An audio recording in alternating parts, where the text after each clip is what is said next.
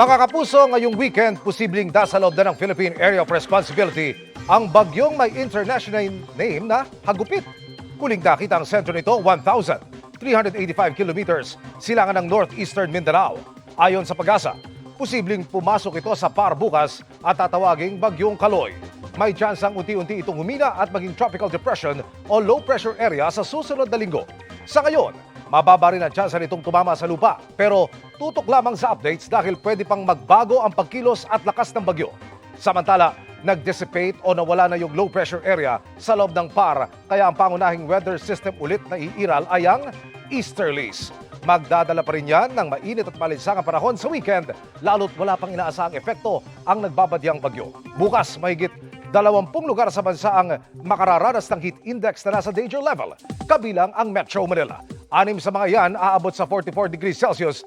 Matinding init din ang mararanasan sa linggo, Mother's Day. Pero mga kapuso, kahit gaano kainit at kalinsangan, may tsansa pa ring umulan. Base sa datos ng Metro Weather, may tsansa ng ulan bukas ng tanghali o hapon sa Ilocos Region, Calabarzon, Mimaropa, Bicol Region, Western Visayas, Samar at Leyte provinces, gayon din sa Mindanao. May heavy to intense rains sa Socsagen at Davao Region. May mga kalat-kalat na ulan din sa linggo pero karamihan panandalian lamang, maliban sa ilang bahagi ng Mindanao kung saan magpapatuloy ang maulang panahon.